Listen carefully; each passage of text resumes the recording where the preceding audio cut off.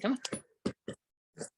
All right. I am so excited, so honored to have Patricia Benavidez here on the Move Happy Movement podcast. Thanks so much for taking the time today. Thank you, Erin. It's wonderful to be with you. Likewise. And just from the point of disclosure, I have to say that you were one of my first students I met when I went to Evergreen Elementary, way too many years ago. Right. That's right. Yeah. So it's good to see you again. Yeah. And that's actually, I always love to share with my audience, how I connect with my guests. And it was my first year in public school, and you're my first ever PE teacher. So you made a positive impression on me to, one day become one and to still continue on in the field of health and fitness. So, well, thank you. And you have made an incredible impact. I know that the time that I saw you working with children, you were dynamic. Thank you. So it sounds like you overcame your shyness, right? Yeah, I was definitely a different version of myself back then. Thank goodness we can totally change and grow and improve. For those that don't you're know, a perfect example of that, of how, we can choose to make a difference by choosing to grow and improve. That's a perfect way to go into this conversation with you. Thank you. I really appreciate that. And for those that, haven't had the experience of working with you or learning from you, let's go back a little bit. Let's talk about your origin story. So what was Patricia like as a little girl? Okay. Well, I love to talk about that. That's the first chapter of my book that I'm writing. Awesome. I started out, I was one of 6 children. I grew up in rural New Mexico. Mm-hmm. I was a non-English speaker when I started school. So my first day of school was very traumatic because my brother took me into the building and left me there. And here I was lost, didn't know what to do, had never been away from my family. And this amazing woman came up to me and she looked at me and she reached her hand out and she said, "Hi, I'm Miss Pegram and I'm your teacher." Now, I didn't know what she said, but what I did experience was this amazing love and kindness coming from a human being that just immediately set me at peace and ease. And that's what made the whole difference in my educational career was Miss Pegram. And I went on to have a fantastic year. I learned to speak English. Dick and Jane were my favorite friends. And, they helped me, I've always loved reading since then. And that carried me on. And then in second grade, I had this teacher who was very old, very tall, and very grim. And my cousin and I had just come in from recess, and we had been talking Spanish and everything, and playing jacks. And I sit down at my desk because I was a very obedient little student. And the next thing I know is I hear this slap on my desk, and my hands had just been hit by a yardstick. And I hear the words, "We do not speak Spanish in school. Do you understand?"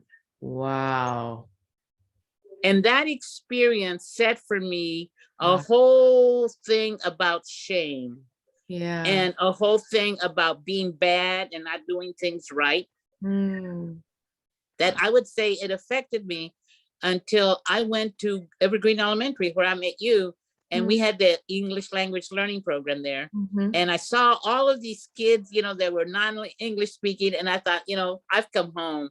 And it was like, that was such a healing place for me. And especially the Spanish speaking kids, because, I could relate with them. And that's where I really began to take pride in my native language again. And I used my students as my coaches to help teach me speak Spanish again. So that was the important thing. But I went on, and I went on to college. I was an honor student in high school. I went on to college. I wanted to be a PE teacher from the time I was little because I loved, what they used to call a tomboy. And I loved it. And then I came to Oregon, not knowing anyone. And I started my teaching at the high school in Springfield High School. And it was I got to start the whole sports programs, competitive sports programs for girls. This was before Title IX. And I spent 2 years there. And then I came to Tacoma. And I taught 10 years in the Tacoma elementary program. And then I left teaching. And I was gone from teaching for 20 years. I had my own business and did all sorts of things, worked for the State Teachers Union. And then I came back one night. I had this dream, and I had this dream from my principal, whom I dearly love. And she said, "Patricia, it's time to return to your joy." And that's when I went back to teaching. And I had almost 20 very successful, I would say even more joyful years teaching. And I taught until I was 72. And then my knees and my back just wouldn't let me carry on the gym floor anymore. So I left there. And since then, I've been doing a lot of internal work, looking at, I'm getting ready to start my business called Shifting Possibilities, which is a program that is geared to helping people reframe what life can be back, even through a pandemic or whatever, but taking a look at that circumstances are always going to be coming at us, external from one reason or another, whether it be through the government, through experiences or whatever, but that we as individuals have the choice of how we respond. Wow. And that's what I'm wanting to do. I'm wanting to focus specifically on young women of color, not to exclude anyone else. I would never do that if they want to come and everything, but my focus is going to be helping young women of color learn to see that things can be different. And like, no matter what their circumstances are, they still have the power to choose. And that's the important thing. We always have the power to choose. Yeah, I love that. Let's talk a little bit more. Where did this inspiration come from for this new phase in life? Well, my inspiration basically comes from the 4 principles that I gathered from my ancestors. And the main principle was con cariño, which was mi abuelita, my grandmother. And she always said, con cariño, everything, always with love and kindness. And that's been my theme throughout my whole life. That's and beautiful. Then my grandfather's principle from which I learned was con ganas todo es posible, which means with willingness and desire and action, all things are possible. That's powerful. Yeah. And my father's message to me was, be like the dandelion. One day I went home crying because this kid had called me a dirty Mexican, and I went home, and my dad said, what's the matter? And I told him, and he said, remember, you're like the dandelion. You have very strong roots and a strong foundation, and you can overcome anything, no matter how many times you get put down or cut down, you always come back stronger. And then the principle from my mother was como las mujeres, which, meant always like the women. And, I saw my mother as strong. She could overcome anything. She could do anything. And I carried that message with me, that as women, we have a very strong contribution to make to the world. And, I remember the comments from Dalai Lama, the world will be saved by the Western woman. And, so that continues to carry that principle for me. And then my first year teacher, Miss Pegram, at the end of the year, she gave me a book about a ladybug. And she said to me, a ladybug is but an insect, but it does great work in the world. And I've always remembered that, we can go beyond ourselves to contribute to the world, that the world is much larger than who we are in our small little diminutive bodies or big bodies, whatever we carry around. Yeah, that's beautiful. I love that. I love that you tie your family in, your culture. That's beautiful. And I feel like a lot of women, not just women of color, all women can relate and connect and support that. And men too. I really believe that's absolutely amazing things. So we can come back to that in a little bit. I know we had a chat a couple of days ago, and you told me you went through some pretty traumatic things, and your family has also gone through some of those traumatic things as well. Did you want to talk about that today? Sure. A little bit? Yeah, no, I'm me, I'm willing to share my experience, whatever it is, good, bad, and the ugly. So when you had opened up to me, you said you had gone through some cancer treatments as of late. Let's talk about that. And how long ago was that? And okay, I'd love to talk about that, because that was one of my most powerful experiences I've had in my life. I was diagnosed with breast cancer in March of 2020. And the part about that is that I had always had my mammogram. And before I go any further, whoever is listening to this, if you're 40 or above or even younger, make sure you get your yearly mammogram. Because I had always had my yearly mammogram. It had always come back normal and everything. And so I was thinking, why do I need to go have it? I'm okay. I'm past 75, et cetera, et cetera. And one morning in my meditation, I heard so clearly, Patricia, schedule your mammogram. And for me, when I get deep internal messages like that, I always pay attention. And So I did, I scheduled my mammogram. They got me in, et cetera, et cetera. And I thought, and the lady said to me, if everything's normal, we'll send you a letter. If we need any more, we'll call you. Yeah. And here in Tacoma, we're very, very blessed to have a wonderful breast cancer center for women. Yeah. And so a day later, I get this phone call. And she said, we'd like to have you come in for this. We need additional information based upon what we saw on your mammogram. So I said, okay. So I went, and she said, we're going to schedule you for a biopsy. I said, okay. So I went and got the biopsy scheduled and everything. And then they called me in after the biopsy. And one thing I want to share with people is when you're going to go through a potentially life-changing experience like that, it's really critical to have someone go with you. I was blessed that these two women I had met at a New Year's Eve party that were from Texas. And, we had barely started a friendship and everything. And they've been my angels. They'd said, we're going to go with you. And so they did. And I was so grateful for that, because when we walked in, I'll never forget this. There was this nurse, a wonderful, wonderful ARNP. And on the wall of her was a poster of Pele, who is the goddess of, of fire. And we talked about that. And, my two friends, Sherry and Judy, they were sitting there. And so the lady, I sat down next to her, and she just put her chair up next to me and was real close. And she started going over the report. It said negative, negative. And I'm going, this is going to be good. And then she gets to the part that says, unfortunately, this part was positive and we found cancer. And Erin, in that moment, I'll never forget this.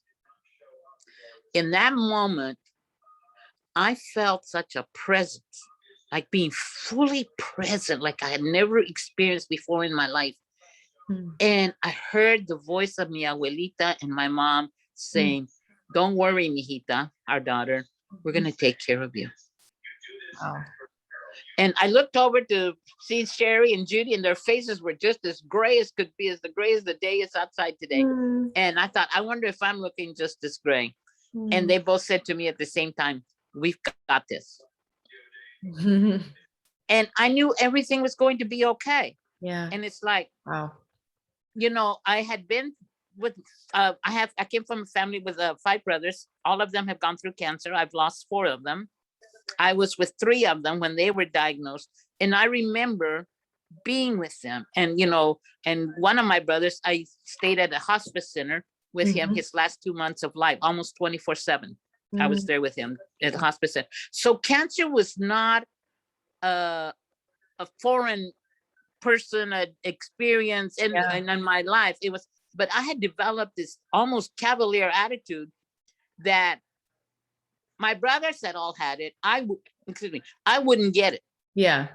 And so when I got that, and it was like, okay. So I remember coming home, and, Judy and Sherry were just phenomenal. They just hugged me and everything. They said, no matter what you need, we're here. And so one of the things I want to say is that it's really, really important that you have a support system. Yeah. Whether it's a friend, a family member, a person of faith, or reaching out to groups or whatever. Yeah. But it's important to stand with that, because no one goes through cancer alone. That's right. And cancer doesn't just affect the person that's experiencing it, but it affects everyone in your surroundings and everyone in your environment. So I really encourage people to reach out. I'm pretty independent. I live by myself. I've always been, I'm reliable, I'm resourceful. I can do this on my own. But in that moment, I knew that this was not a journey for me to go through alone. Yeah. And so I set 4 intentions of how to go through the journey. My first intention was to meet the challenge with courage and faith and prayer. The second one was to meet it with laughter and lightheartedness. And the third one was to reach out and support.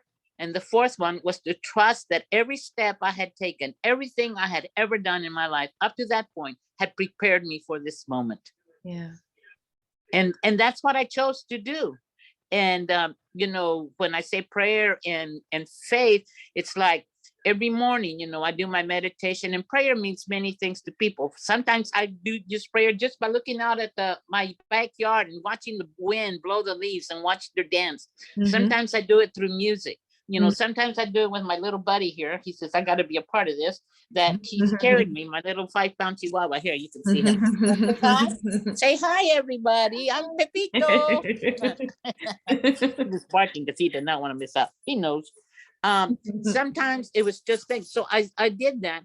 I also purposely made the choice to not broadcast that I had been diagnosed with breast cancer on Facebook. Yeah, that was so powerful to me. The reason I did that is, you know, and it's, I know it's well-intentioned and everything, but I hate hearing the word, I'm sorry, when, you know, somebody close to me dies or whatever, or I'm sorry you're going through this. No, there's nothing to be sorrowful about. Cancer came to me in my body because it was a way of my spirit letting go of all the past disappointments, all the past trauma, all the past times when I felt like I had failed. And it gave me an opportunity to go inside. So I wanted to experience it very, very intimately. What is this thing called cancer, you know? Because we have been conditioned as a society. I'm always amazed how we're conditioned, how to, it's a beast, it's terrible. You know, we're victims to it. We're not victims to cancer. We're victims to how we respond to cancer. And, you know, I'm always amazed how all these advertisements on TV and they announce all the prescriptions and everything. And, you know, all these ladies are all in good shape and looking beautiful and everything. No, cancer doesn't appear like that for most people. Yeah. And, you know, I want to make real clear that when I talk about cancer, I'm not saying that everyone will meet cancer in the way that I did. I certainly have empathy for each person's experience. And my empathy really became even deeper as I went through chemotherapy. And I saw all the women and men that were going through sessions when I was going through my treatment. And so everyone has their own experience. But what I am saying is we have the opportunity, and I invite people to welcome cancer into their life as a way of what is it trying to heal within us, and not become victims to it. Because if we become victims to it and allow it to take over our lives, it can be devastating. You know, I've seen enough people with cancer, both in hospice centers with my family, my cousins, etc., that it can. And to me, I took those 4 intentions that I set. I went through chemotherapy, and you know, I attracted a phenomenal team. Cultural diversity is very important, one of my top values. And I was amazed how I attracted a team that was very culturally diverse, very diverse in age, race, gender, etc., you know, sexual orientation. And I was real clear that my preferred mode of treatment is I approach an integrative approach, both holistic and allopathic. And I all of that was on my team. So it was like, I got the best of all worlds, you know what I'm saying? And I had the young men that were part of the chemotherapy during one of them, his name is Alan. I call him my little leprechaun angel. You know, I went through the chemotherapy. I did not have the side effects that most people have. I had the fatigue. I had deep fatigue sometimes, you know, and you know me, I've always been very active, and I'm glad that I have had that active life, because I think that also was instrumental in my being able to respond.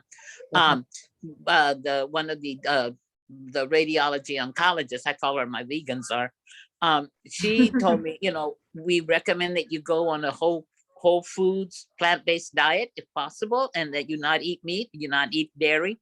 And, you know, I've been moving toward that, you know, and with a lot of resistance. But when she said that, it made sense to me. And so I became very diligent about what I ate. Yeah, that's so powerful. I've been doing it since grad school. About 90% particular about plant-based. And people always ask me why. Well, cancer's on both sides of the family. I made that decision. So I'm glad to hear that be validated from medical professionals. Yeah. I was. Did you notice a difference?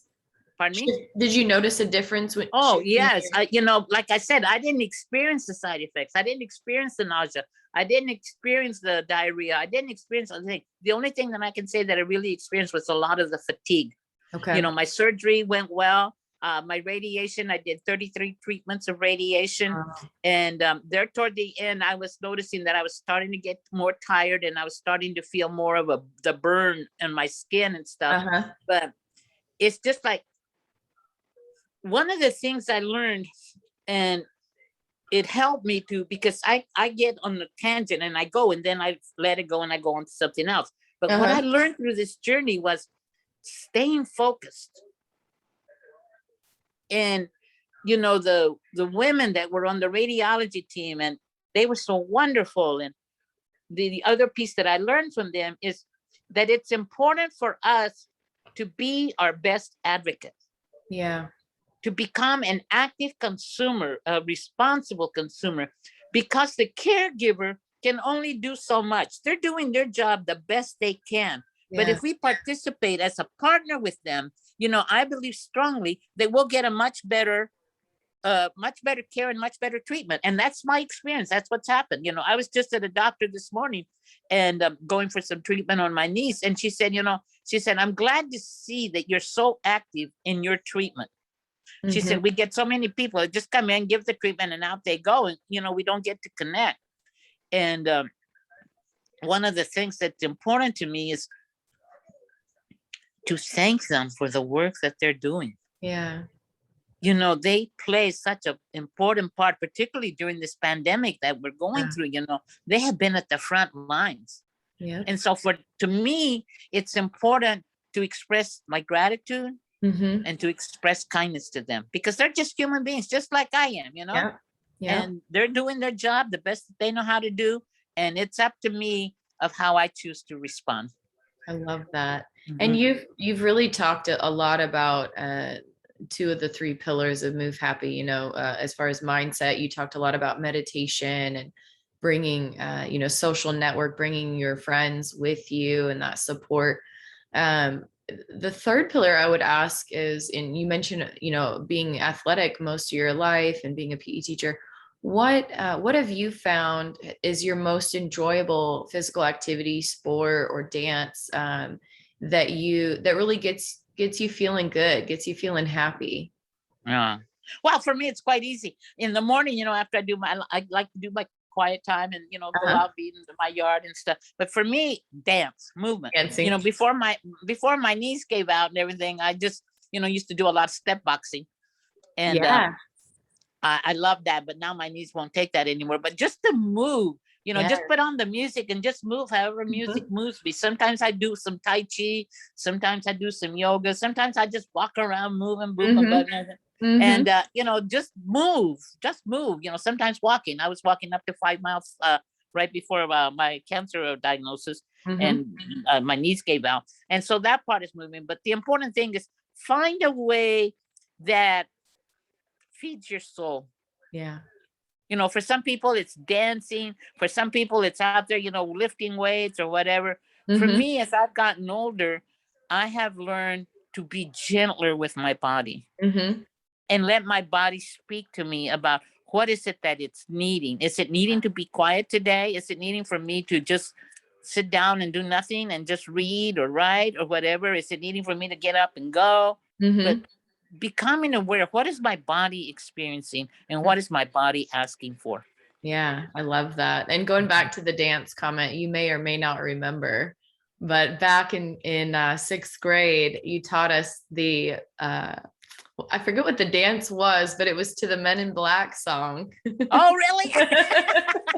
I feel like it was a country line dance. I feel like it was, probably the electric slide or something like that. Yeah, a little bit of that. We did like a slap thing with the ankle. Oh yeah, I could probably go back in my files and probably see you on the film. Yeah, no, I've always let's post that everywhere.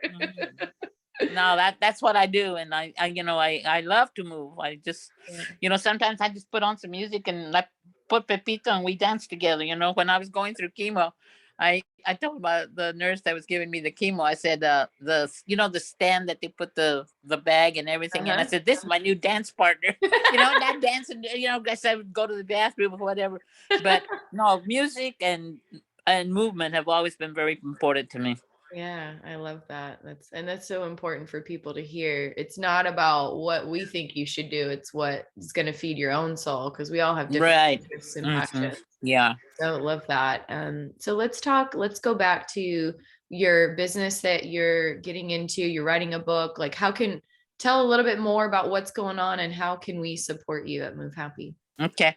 Well, like I said, my book, I actually finished writing most of it almost 4 years ago. It's Awesome. my memoir Hmm. of my experiences in life. And I've uh, toyed and toyed with what should I title it and everything. And I Hmm. haven't quite come up with it, but something about being undaunted or, whatever. And Yeah. just an unstoppable spirit, because Yeah.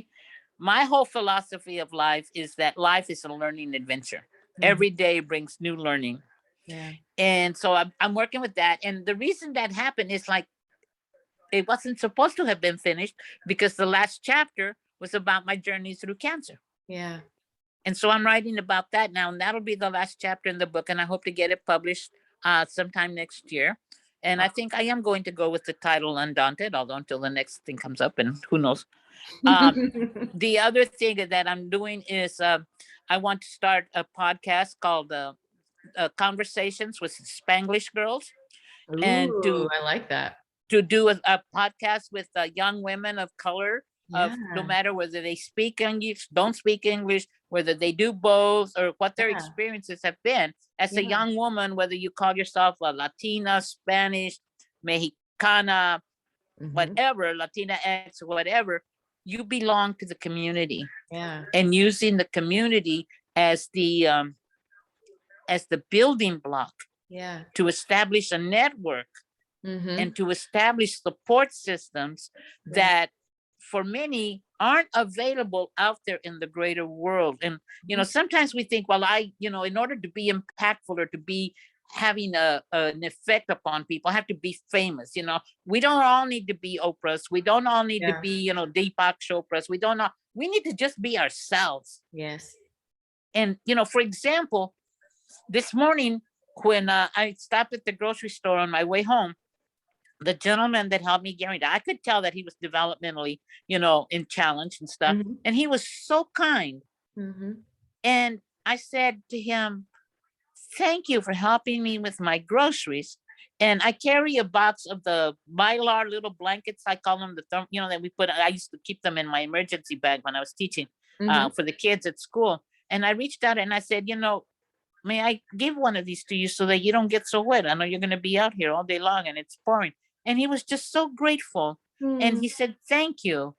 And I thought, those are the kinds of things that will change the world. It's not the big stuff. Mother Teresa used to say, we can't all do great things, but we can each do little things with Yeah. great love. Yeah. And those words have always stayed with me. And, as I run into here in my area where I live, I'm noticing an increase in the number of homeless people. Yeah. And I've been very intrigued, especially with the women. And I've stopped and talked with them, and shared, food. I've shared, clothing that I was on my way to Goodwill to deposit. I thought they could use, and they could. And it was like, we tend to stereotype people that are homeless as not wanting help, or being on Yeah. drugs or whatever. And Yeah. that's not always the case, especially with Uh-huh. the women. One woman I ran into, and me, I like to ask questions. I found out she's homeless because her husband died of cancer, and they lost everything. Mm. Wow. Another woman is homeless because of domestic violence. Hmm. Another woman is homeless because her kids left her, and she lost all her kids and she didn't know where to go. And Mm. another woman is homeless too, that she says, "I can't get off these drugs and I don't have anywhere else to go, but here I feel safe with the people that are homeless." That's her family for now. Yeah. And I was thinking last week, I thought to myself, those people, don't put them down, because I walked into the store and I asked this lady, I said, "May I have a cup and a spoon? Because I'm taking some soup to this lady." And she says, "They could go out and get a job." And she gave me the spoon anyway. And I said, I says, that is her job right now. There's always my grandmother always used to have an empty plate at the table. I'll never forget. One time I asked her, I said, "Lele, why is there always an empty plate?" She says, "That's for the beggar and all of us. If Mm. someone shows up that needs to eat, there's a Oh. place for them." Oh. and that was part of her cariño. Yeah. And so I always remember that. And it's like, I said to this woman, I said, somebody's, that is their job. And I thought, coming home, I thought, that takes a lot of courage to be out there every day, to be out there in the total unknown. You don't have any place to sleep. Yeah. And, I said, that takes persistence to be out there every day. So let's look at those qualities that they're using. And what is it about the system that is not helping these people be able to make it in our society? To me, it saddens me to great depth that here in the richest country in the world, we have increasing numbers of families that aren't able to make it. Yep. And so that's what I say. Each of us has the capacity to make a difference. And the most basic of those differences is to show kindness. Yeah. To show gratitude. And to share and, give of ourselves wherever we can. Yeah, I love that. So if people want to connect with you and your story, I know you said your book's going to come out next year. What's the best way that they can connect with you? PBenavidez at Earthlink, right? Earthlink.net for now. I'm so technology flawed. I don't understand how to set up all these systems. So I have a friend that's going to come and help me set them up. Awesome. But it will be under shiftingpossibilities.com probably. Awesome. Once we get our set up. And awesome. Also the podcast, I'll be announcing it. Yeah, that's so cool. I'm so excited for your podcast. You're gonna kill it. I love it. I hope so. Well, it'll be open to every woman, but I am gonna start out by starting it with Spanglish, the conversations with the Spanglish Girls. And I'm gonna start out with my cousins.